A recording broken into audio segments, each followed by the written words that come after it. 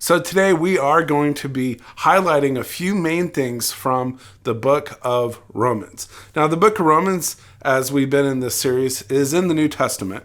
And it's actually in a pretty unique spot. So we have the four Gospels. We have Matthew, Mark, Luke, and John.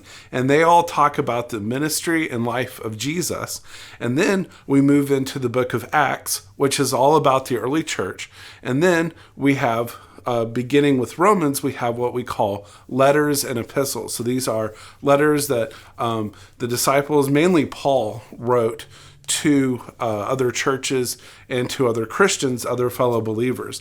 And so really what Romans is going to do here, Romans is one of my favorite books because it really kind of gets to the core of what it means to be a Christian, what God's plan for salvation is, and really it just kind of outlines all of that.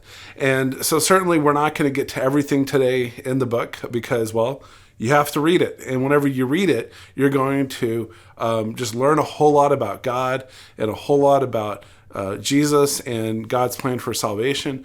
But we are going to highlight just a few pieces of it. So let's begin. So the first thing that we should note here is that Paul did not meet the Romans.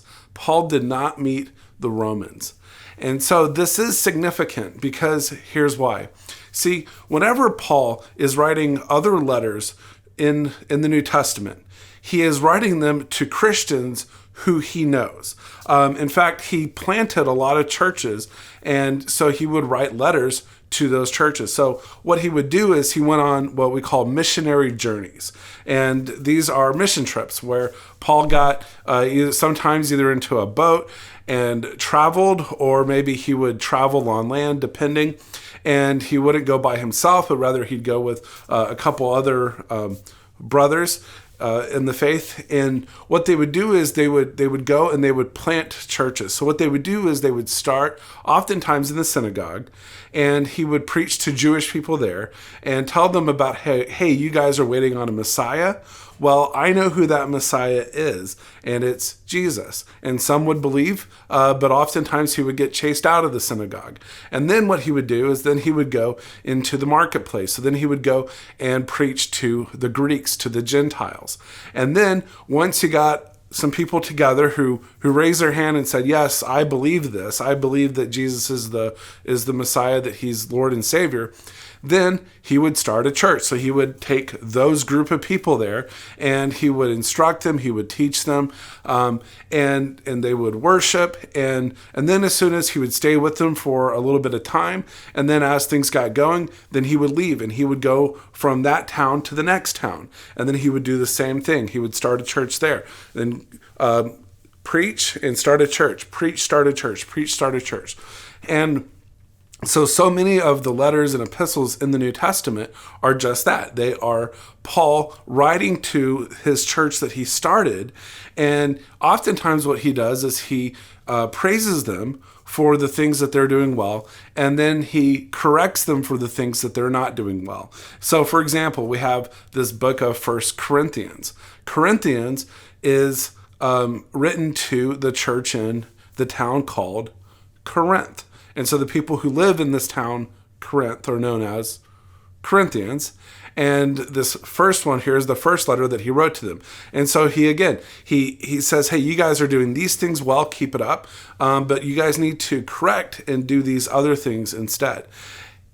Well, the book of Romans is completely different than all of that because Paul had, up until this point, he had never been to Rome.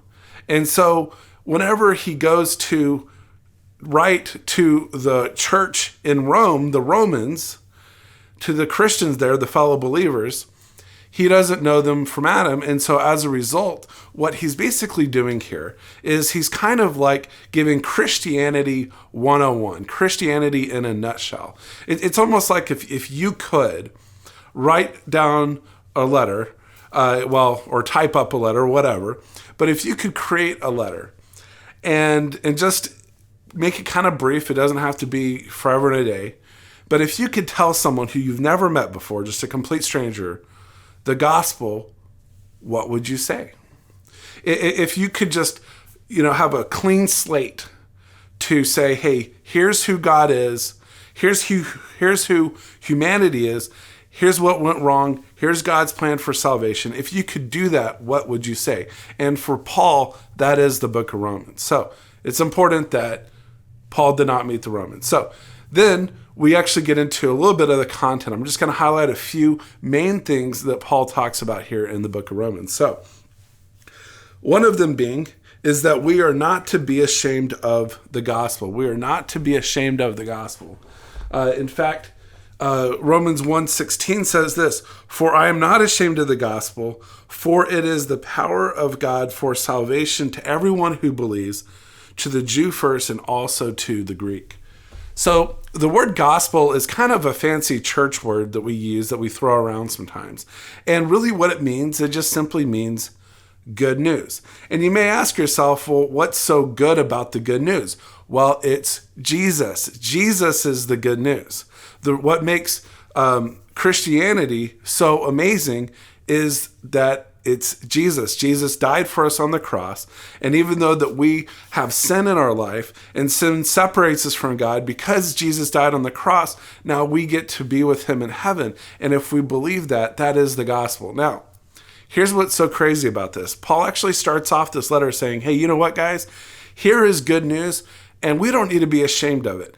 And it's absolutely true. I mean, come on, to say that you're ashamed of Jesus, to say that the greatest story ever told is something that we should put our heads down and deny it in front of other people.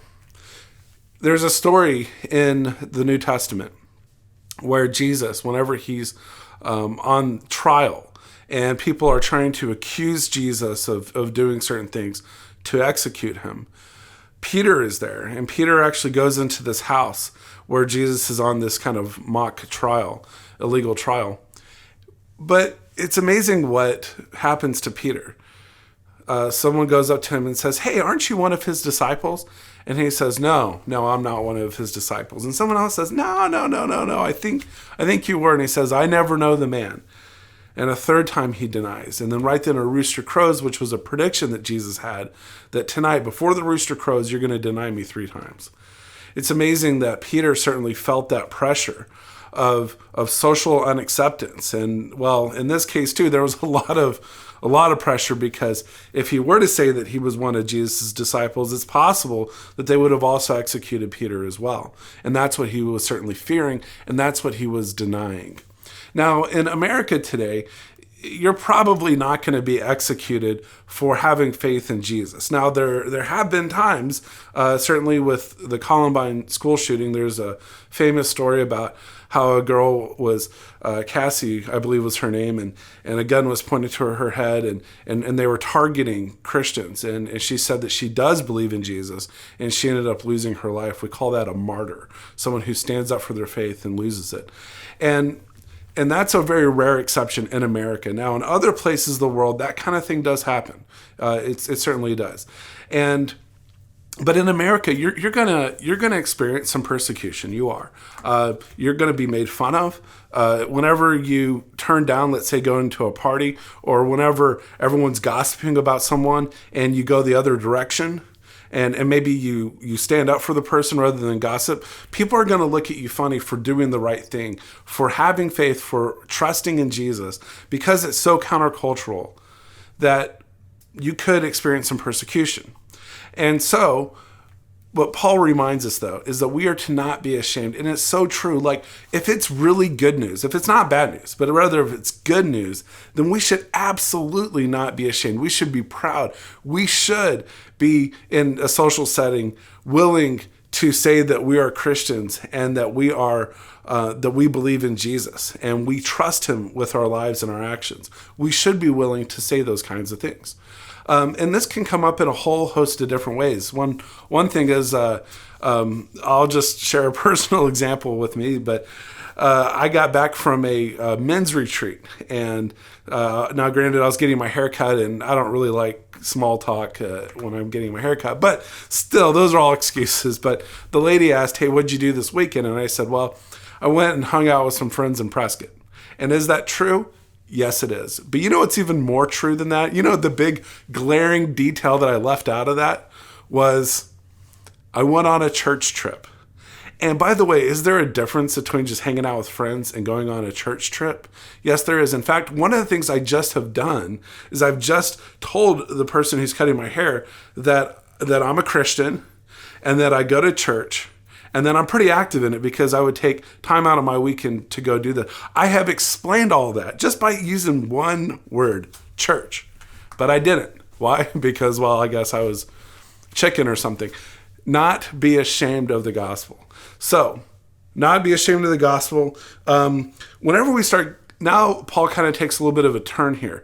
And now he's going to really start diving into what happened with humanity and what God's plan is to rescue us, okay? So the next thing we get here is that humanity rejected God. Humanity rejected God. It says, "For the wrath of God is revealed from heaven against all ungodliness and unrighteousness of men who by their unrighteousness suppress the truth." So what Paul is saying here is Paul is saying that humanity sinned. Humanity rebelled and rejected against God. Now, where do we see that happen for the first time in the Bible? Well, we see it in the garden with Adam and Eve.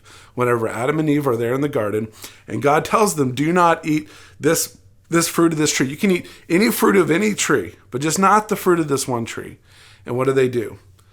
Because they wanted to be like God, they rejected and rebelled against God. And so that was the first time in the Bible. And then really in the Bible, you see throughout the Old Testament, New Testament, you see people rejecting God time and time and time again. And so humanity, the reason we have sin in this world, the reason we have problems, the reason we have hard things that happen to us is because of this original sin from Adam and Eve. And it wasn't just Adam and Eve, but all throughout history, people have rejected God. So it's God who is good, but it's humans who reject God. And so then we get into this right here. It says, all have sinned and it causes death. All have sinned and causes death. So Romans 3:23 says, for all have sinned and fall short of the glory of God. I want you to circle that word all, everyone. There's not a single person who's without sin, for all have sinned, all right? And then also the wages of sin is death. The wages of sin is death. And so the wages meaning the punishment, the result of sin. And it's true, if you look at Adam and Eve, whenever they ate that fruit, God said, you will surely die, and they did. Are they still around today? No, they are dead. Now, because of God's grace, he actually provided a path for them to, they were exiled out of Eden, but they were still allowed to live for even quite a while. But note that Adam and Eve were originally designed to live for forever, and so were you, so were I. We were supposed to be born on this earth. We're going to populate this earth. This was God's original plan. And then we were going to live forever and ever and ever. But because Adam and Eve ate that fruit, now we have this original sin that has come in the picture, and the result of sin is death. So the reason why our bodies will deteriorate today is because of this original sin. Now also, whenever we talk about the wages of sin as death, we're also talking about a spiritual or rather eternal death. And so you have to understand that God is holy. He's not only good, he is good, but he is holy. And whenever you sin, all of a sudden, God cannot be around something that is unholy because he is holy. And so what happens is sin actually separates us now from God. All right. So that is the problem of sin. That's the problem of what happens whenever we sin and the original sin that was brought into the world, that humanity is now separated from God. But don't worry, God has a plan. So for just as one man brought sin into the world, so one man saves us. Romans 5 says this, for if because of one man's trespass, death reigned through that one man, much more will those who receive the abundance of grace and the free gift of righteousness reign in life through the one man, Jesus Christ. So what Paul is doing here is Paul is making an analogy. So the analogy is that we have one man who brought sin into the world, which was Adam, all right? And yes, Eve was there too, and yes, she technically ate first, but he's making a comparison here, okay?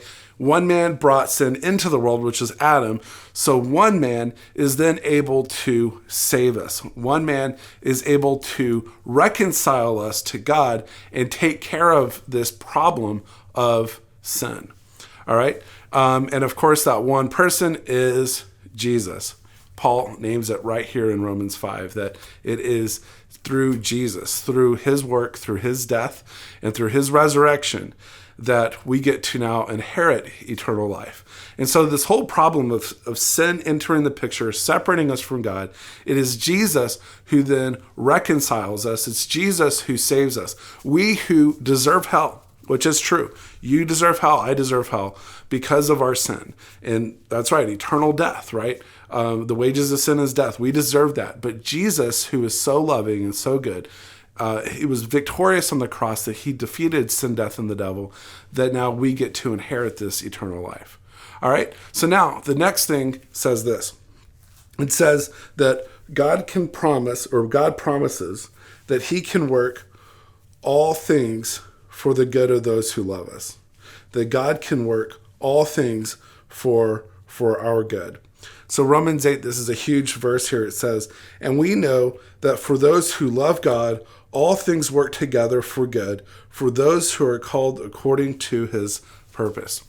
So one of the things that Paul makes an argument for here in Romans 8 is he's talking about this whole problem of suffering. And what he is saying is this. He is saying that even though that we are going to experience suffering in this world, which is a result of sin, he gives us this hope. And it's this hope that God is still in control. And in fact, God is so much in control that he can actually take things that are sinful. He can take things that are dark. He can take things that are not good, that are actually evil, and he can rework them. He can repurpose them, if you will, for our good, for the good of those who love us, who love him. So Christians, for Christians' good, he is able to rework these things. Now, I want to be clear about this because there's a lot of confusion around this verse. This does not mean that everything that happens is God's will. So, for example, if someone were to go and murder someone, is that God's will? No. God's will, as he tells us in the Ten Commandments here, his will is for that person not to murder the other person, right? He commands that. That is his will. But he is so good and loving that in kind of a broad master plan of the universe, so to speak, he is able to take something like that and he is able to create purpose for that is for our good. Now, you may be saying, especially if it's a family member who was murdered or a friend, you may say, yeah, but for what purpose? And the short answer is that we on this side of heaven, we don't really know. But we can trust that God is in control. We can trust that God has purpose. And so whenever you're going through something in your life, you can actually pray and you can say, God, and you can pray fervently and you can pray expectantly. And God will either answer yes, or if he answers that prayer with a no, it's because he has purpose. Again, we on this side of heaven may not immediately see that purpose. Sometimes we will. Pastor Mike tells a story where he had a church member who was in the hospital. And this church member was so upset that he was having to spend time in the hospital and was asking God, why are you here? Why is this happening to me? And while he was in that hospital room, he witnessed to two other people who then became Christians and are now in heaven. And so the question is, why? Why does this have to happen? Well, God showed this person why this had to happen, because God had purpose for it. And this purpose wasn't even about him. It rather is about saving these two other people. There's just certain things in life that we will see, and we'll see God's purpose in it. And there's other times that on this side of heaven we won't, and we still trust that God has purpose. One of my favorite analogies for this about how God can take something that is broken and use it for good is think of stained glass. So stained glass is actually really, really neat because what it is, it's a whole bunch of broken pieces of glass. And if you were just to see it all before it comes together, it's just messy and sharp and dangerous, and it doesn't look like anything good. But an artist with a keen eye is able to take all these broken pieces of glass and is actually able to repurpose them. And then whenever you shine light through it, it is something beautiful. Another analogy would be for those who do any sort of sewing. It's crazy, like if ever you see a quilt that's sewn, on one side, it is just completely beautiful. But on the other side, if you flip it over, it's all messy and it's all tangled and it doesn't look like anything beautiful at all. And this is to know this, that from our perspective, sometimes we're on the messy side where we see things, it doesn't make any sense. But God in his master plan, and he's in control, is reworking everything, and he has that other perspective. So, huge verse in Romans here about how God's in control, and God has purpose for everything. He allows things. He does not create things. All right. He does not create sin, but he allows things to happen, bad things to happen, because he's able to repurpose them. All right. So then let's go on this next thing here. So then another theme from the book of Romans here, from Romans 13:1, is that God uses government to create order. God uses government to create order. Romans 13:1 says, "Let every person be subject to the governing authorities, for there is no authority except from God, and those that exist have been instituted by God." All right, so right here we are commanded to obey the governing authorities of our land. So this certainly would be in America. This would be the federal government. This as well would be the local government, the city government, right? And so if you ask this question, is it a sin to get in your car and to speed down the road and to break the speed limit? The answer is yes. Yes, it is. Because if you break a law, that a civil law, or I guess it'd be a civic law of the land, then you are sinning against God. Now, in some cases, they overlap. So, for example, if you murder someone, not only is that a sin, but that's also illegal, right? So sometimes they do overlap, but sometimes they are just simply one or the other. And for example, speeding. Speeding is not commanded in the Bible because, well, they didn't have cars back then, but it is a sin because if you break a civic law from your ruling authority, from your government, all right? And so as Christians, we are to be obedient to the laws of our land. And God has set up our government, and God has set up those who are in power to create order. So God actually uses that to create order. Imagine if there was no government. Imagine if there was no ruling authority. I know, it sounds nice for like a minute until you think, wait, if there's no police, then I can do whatever I want. Awesome. I'm going to go speed down the road. Sweet. Oh, but wait, who's protecting you from, I don't know, someone attacking you? Who are you going to call if someone breaks in and robs your house? And so God actually uses the government. He actually uses authority to institute order, to create some sort of order. So as Christians, we are called to obey our government. Except, and this is spelled out in the book of Romans, not on your worksheet here, but the only time that we are to disobey our government is whenever they contradict God's laws. So it is always God's laws first, and then the government's laws. All right, God's laws over man's laws. And so, for example, if our government were to say, "Hey, you know what? Rather than going to church and worshiping God, we're going to create a new law that says you have to worship this person or this idol instead." And as Christians, we would look at that and say, okay, the government is telling us to do it. So Romans 13 here, we should obey our governing authorities. except whenever it contradicts God's laws. And so whenever it contradicts God's laws, it's God's laws over man's laws.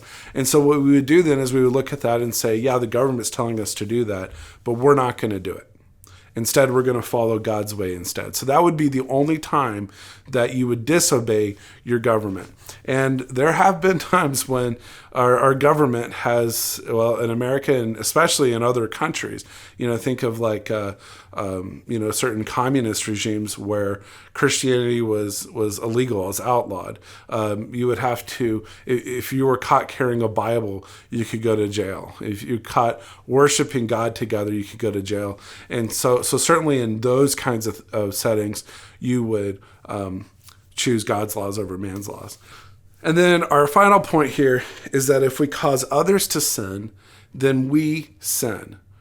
Okay, so let me read this verse here and then we'll unpack it. It says, "Therefore, let us not pass judgment on one another any longer, but rather decide never to put a stumbling block or hindrance in the way of a brother." Okay, so here's basically what it's saying here. It's saying that that you can exercise your Christian freedom, your Christian liberty, meaning that you can go and you can do something. And in your mind, you may be fully convinced that, hey, what you're doing is fine. It's not a sin.